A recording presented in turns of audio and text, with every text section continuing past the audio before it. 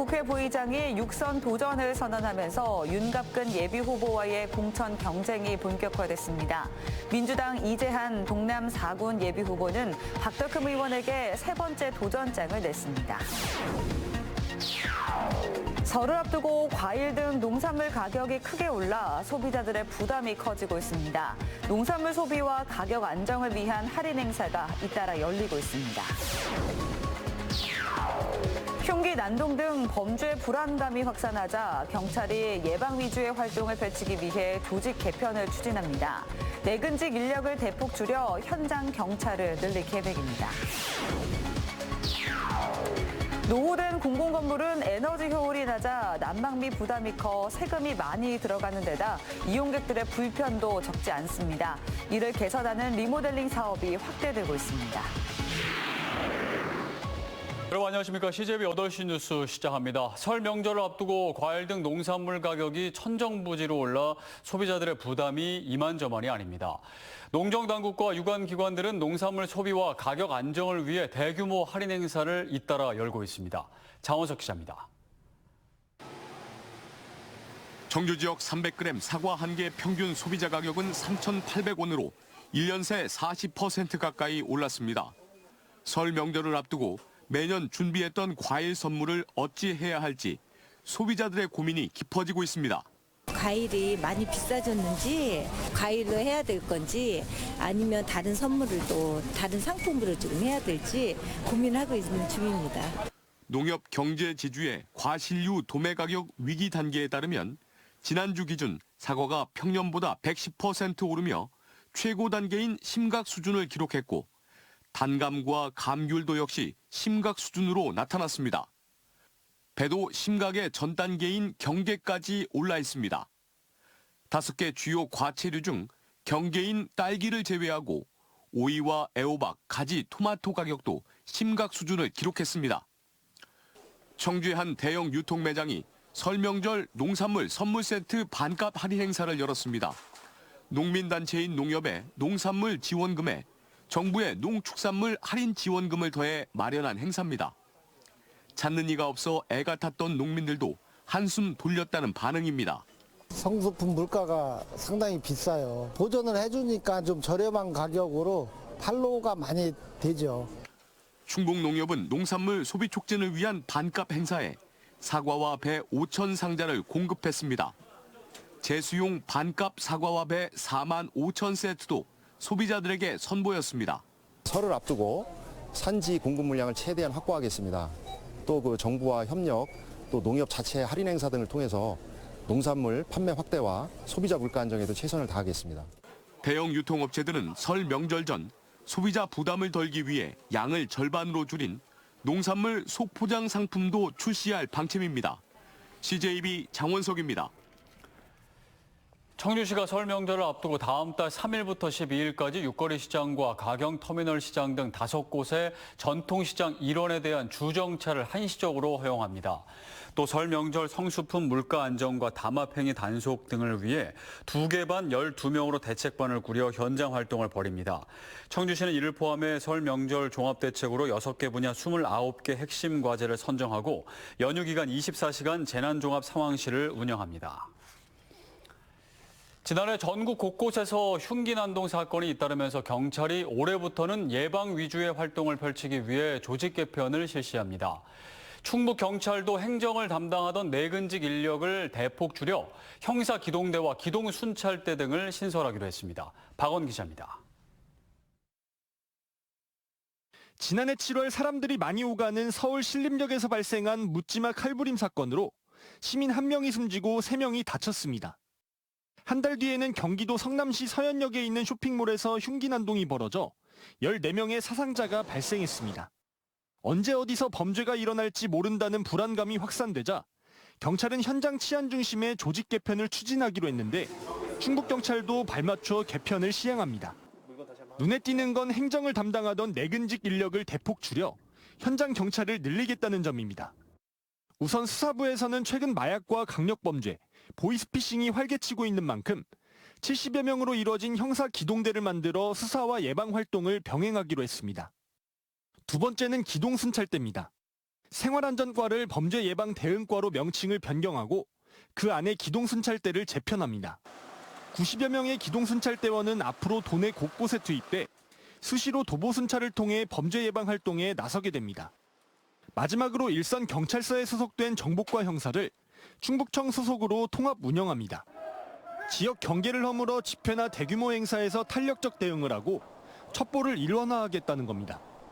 다만 집회와 시위 수요가 많은 청주 흥덕선은 정복과 통합에서 예외를 뒀습니다. 경찰의 행정 관리 인력을 감축해서 그 주민들과 맞닿아 있는 그 일선의 현장 부서로 인력을 재배치함으로써 현장 대응력을 높이고 그 주민들의 체감 안전도를 높이기 위해서 추진하였습니다.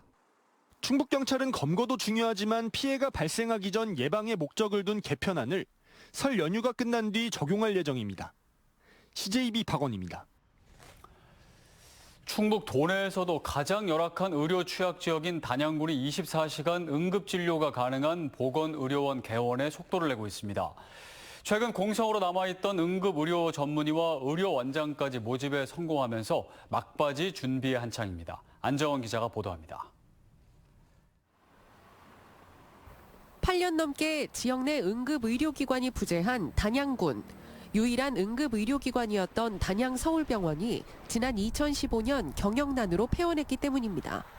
군 보건소와 군립노인요양병원이 응급시설을 가동하고 있지만 중증 질환과 전문적 응급의료에 취약할 수밖에 없습니다. 많이 불편해요, 사실은. 그러니까 이제 막 급하면 이제 제천으로 병원에 갔다가 또 집에 오면 그래 자녀들이 막 이제 서울 같은 데 있으면 막 서울로 오면 빠른 시간에 그런 응급 상황에서 처치를 받았더라면은 살 수 있었던 환자들도 분명 있었을 텐데 아무래도 그런 게 지체가 되다 보니까 뭐 죽는 환자들도 분명 발생을 할 거고. 24시간 응급진료가 가능한 단양군 보건의료원이 오는 7월 개원을 앞두고 의료진 확보에 청신호가 켜졌습니다. 최대 3억 8천만 원의 높은 연봉과 복지 혜택으로 전문의 3명을 확보한 데 이어 마지막 응급의학과 전문의 자리에 4명이 응시했기 때문입니다. 미달된 응급의학과 전문의 1명은 연봉을 4억 2천만 원 선까지 인상한 4차 공고 끝에 모집에 성공했습니다. 보건소의 진료 기능을 강화해 병원의 요건을 갖추면서 응급의학과와 산부인과 등 9개 과목, 30개 입원 병상이 가동되는 단양군 보건의료원. 간호사와 공중보건의 등 30여 명의 의료진과 장비를 갖추는 등 막바지 작업에 속도를 내고 있습니다. 응급의학과 이제 전문의 선생님을 지금 채용 절차에 있고 그 의료 원장님도 한 분이 원서 접수를 하셔서 그분에 대한 그 채용 절차도 밟고 있고요. 단양군 보건의료원은 지역 내 신속한 응급치료를 앞당길 수 있도록 오는 4월부터 시범 운영에 들어갈 계획입니다. CJB 안정은입니다.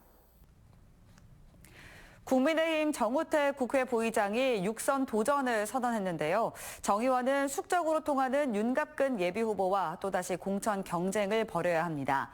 더불어민주당 이재한 동남 4군 예비후보는 3번째 총선 도전장을 냈습니다. 조용관 기자입니다.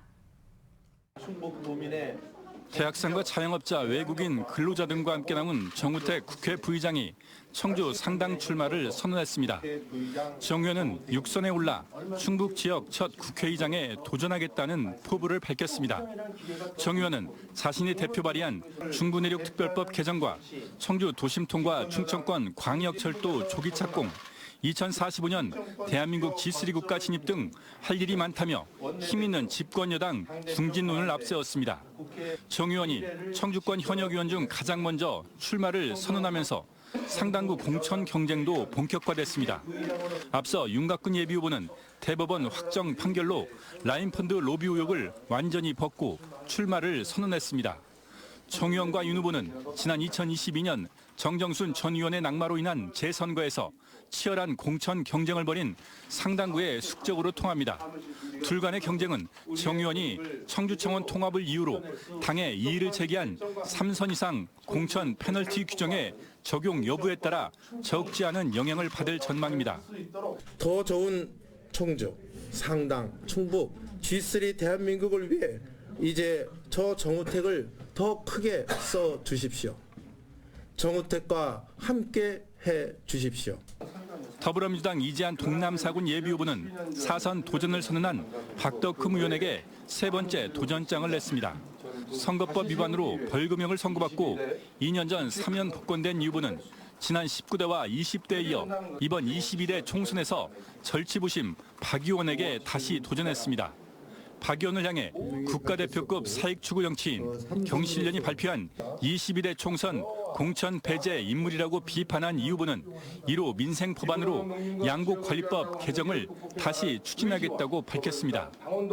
윤석열 정권과 국가대표급 사익정치인으로 불리는 국민의힘 후보에 대한 준엄한 심판을 통해 나라를 구하고 지역 소멸 위기를 극복할 새로운 미래를 만들어 가야 합니다.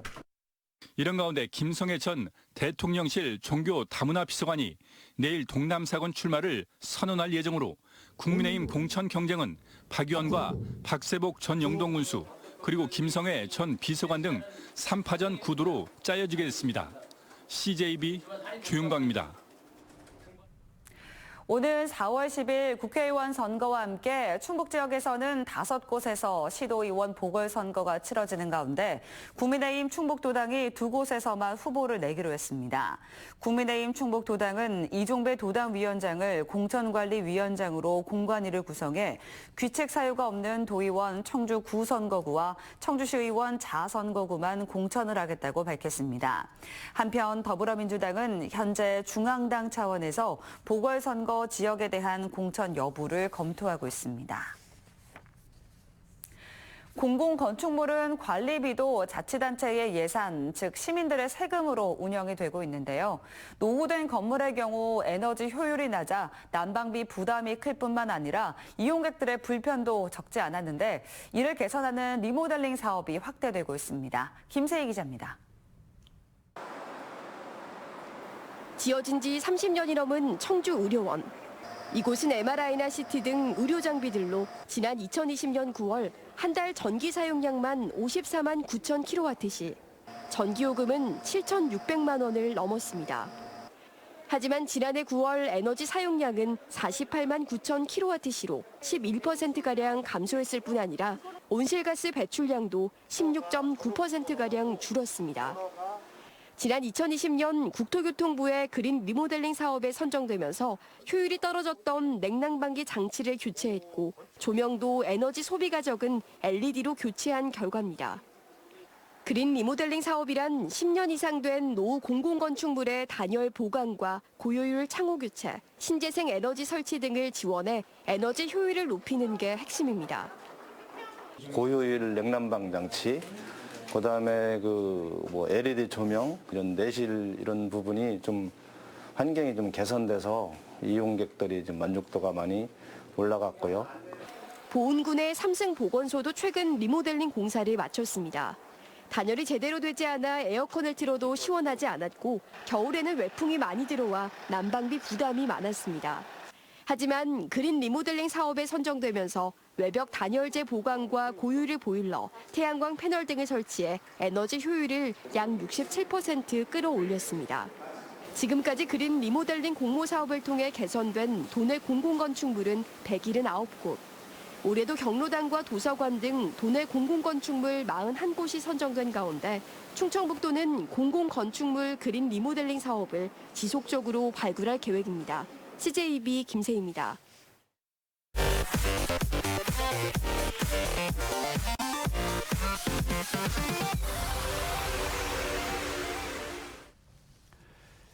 충청북도의 대기질이 크게 개선된 것으로 나타났습니다. 지난해 충청북도의 초미세먼지 평균 농도는 20마이크로그램으로 전국에서 네 번째로 높은 수치를 보였습니다. 하지만 대기질이 가장 좋지 않았던 2019년과 비교할 경우 충북은 전국 17개 시도 중 가장 높은 29%의 감소폭을 나타냈으며 충청북도는 이 기간 14개 시도의 대기질이 악화된 데 비해 충북 지역의 대기질은 크게 개선됐다고 밝혔습니다. 오석환 교육부 차관이 오늘 오창 창리 초등학교를 찾아 늘봄학교 현장 준비 상황을 점검했습니다. 오석환 차관은 늘봄학교의 안정적인 운영에 필요한 인력과 공간, 프로그램을 마련하기 위해서는 교육부와 시도교육청이 학교별 상황에 따라 맞춤형 지원을 하는 것이 필요하다고 강조했습니다. 정부는 돌봄과 방과 후 프로그램을 결합해 오후 8시까지 희망 학생들을 돌보는 늘봄 학교를 모든 초등학교로 확대 도입할 계획이지만 일선 교사들은 지자체가 맡아야 한다며 반발하고 있습니다. 오송지군의 두 번째 고등학교 설립이 가시화됐습니다. 충북교육청은 오송 바이오폴리스 지군에 갇힌 오송 2고등학교 신설 사업이 교육부 중앙투자심사를 통과했다고 밝혔습니다. 오송 2고등학교는 30학급의 학생 800명을 수용할 수 있는 규모로 2028년 3월 개교를 목표로 추진됩니다. 충청북도 교육청과 옥천군은 오늘 정부가 지방시대 4대 특구 중 하나로 추진하는 교육발전 특구 시범지역 지정을 위한 업무협약을 맺었습니다. 이에 따라 양 기관은 교육발전 전략 수립과 지역인재 양성 시스템 구축 등을 통해 시범지역 유치에 적극 협력하기로 했습니다. 이로써 교육발전 특구 시범지역 1차 공모에 도전할 도내시군은 앞서 충북교육청과 업무협약을 맺었던 충주와 제천 등 6곳에서 옥천군까지 7개 시군으로 늘었습니다. 청주상고회의소는 제25대 회장과 의원을 선출하기 위한 선거 절차에 돌입한다고 밝혔습니다. 청주상의는 다음 달 3일부터 닷새간 의원 후보자 등록을 거쳐 다음 달 16일 1,300여 개 회원사를 대표할 90명의 의원을 선출하고 23일 의원총회에서 간접선거 방식으로 신임 회장과 임원진을 구성할 방침입니다. 청주상고회의소는 그간 합의추대 관례화로 인해 이번에도 합의추대가 유력한 것으로 알려지고 있습니다. 청주시가 제6기 시민참여예산위원 75명을 위촉했습니다. 이들은 앞으로 예산 편성에 대한 시민들의 의견을 수렴하고 시민참여 예산에 대한 심의, 조정, 시민 제안 사업에 대한 우선순위 결정 등을 맡게 됩니다. 시민참여예산위원회 임기는 2년이고 한 차례 연임할 수 있습니다. 청주시 문의면과 현도면 주민들이 기자회견을 열고 대청댐 상수원 보호구역에 대한 규제 완화를 주장했습니다. 주민들은 대청댐 건설로 인한 상수원 보호구역 지정으로 40년 이상 생존권의 위협을 받고 있다며 댐 주변의 규제 완화와 상류 지역에 대한 상수도 보급, 주민지원 사업비를 금강수계기금의 30% 이상으로 확대하라고 요구했습니다. 음성군이 농촌주택을 개량 신축할 경우 최대 2억 5천만 원을 융자 지원한다고 밝혔습니다. 대출금리는 연리 2%의 고정금리로 관내 총 28개 농촌주택에 대해 신축은 최대 2억 5천만 원 이내, 증축이나 리모델링은 1억 5천만 원까지 지원합니다. 사업 대상자는 농촌지역 무주택자나 본인 소유의 노후 불량주택을 개량하고자 하는 농촌 주민, 귀농, 귀촌인 등입니다. 충주시가 유아용 놀이시설인 탄금공원 내 라바랜드에 청소년 놀이기구 4종을 추가 설치해 오는 10월 정식 개장한다고 밝혔습니다. 충주시는 총 사업비 29억 원을 들여 라바랜드 인접부지에 하늘 자전거, 자이로 스윙 등 청소년 놀이기구 4종을 설치할 계획입니다. 또한 탄금공원 내 신규 조성 중인 국립박물관 등과 연계해 가족 단위 체험활동 인프라를 구축할 예정입니다. 설 명절을 맞아 음성군 소위면은 다문화 결혼 이주 여성과 1인 청년 가구, 지역 주민 등이 참여한 가운데 새해맞이 만둣국 만들기 행사를 열었습니다. 오늘 행사에서 소위면 주민들은 결혼 이주 여성과 1인 청년 가구 등에게 만두소와 만둣국 만드는 법을 알려주고 전통 음식을 함께 나누며 한국의 명절과 전통에 대해 소통하는 시간을 가졌습니다.